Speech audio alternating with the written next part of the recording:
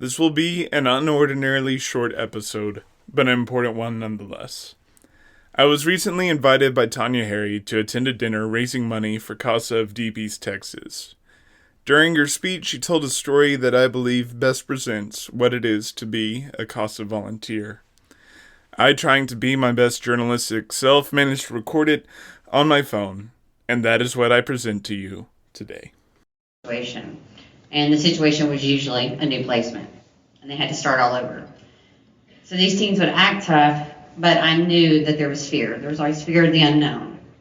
And I often felt that the children that I worked with impacted me much more than I impacted them.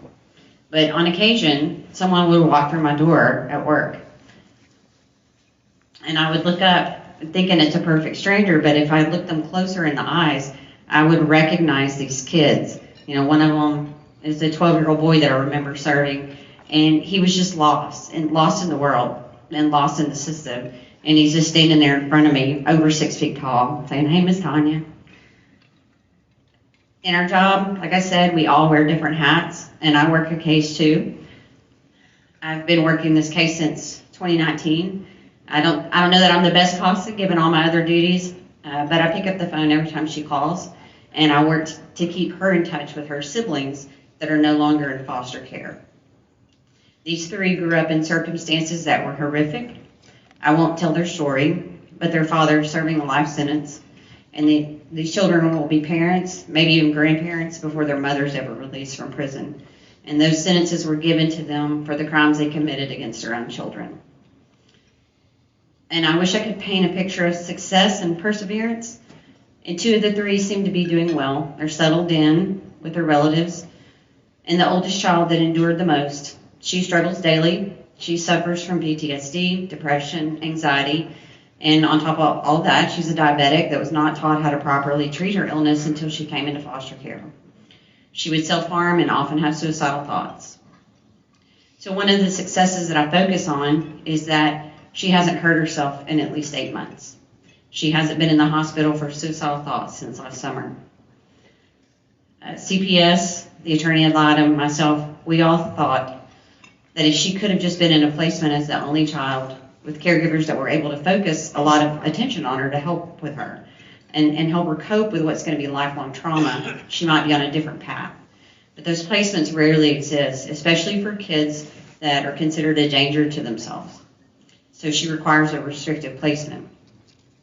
And those placements, they're full of so many girls with similar stories, similar backgrounds, and they're all struggling to see their worth and find hope.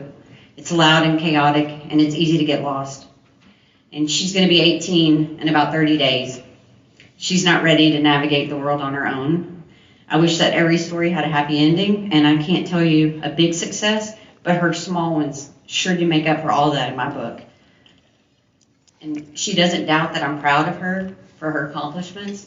And over Christmas, I got to drive her to her relative's home so she could spend it with her siblings. She hadn't been able to be home for Christmas in at least a few years. And on the way there, I was telling her again how proud I was of her for how well she's been coping. And she looked at me and she said, "I'm proud of me too." And it was the first time that she's ever told me that she was proud of herself. Because I really need this kid to see her own worth. And so she's seeing it. She's starting to see her value and her worth. So her case is soon going to close. And I'm going to keep answering my phone. And I'm going to keep visiting her because she needs a consistent and caring adult on her side. We don't ask our CASA volunteers to do this, but so many of them do. They keep in touch and they keep showing up.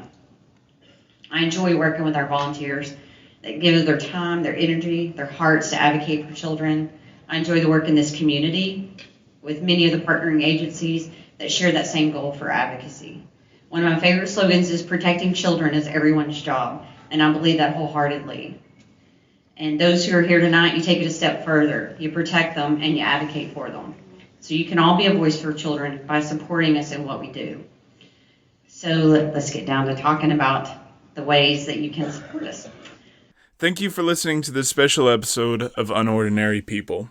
If you would please consider donating to CASA. If you can't donate your time, consider donating clothing, particularly for older kids and teens, and hygiene products, especially feminine products, since these are harder for girls in these situations to ask for. Then, of course, monetarily is always welcome. Also, consider watching my interview with CASA director Tonya Harry for even more information.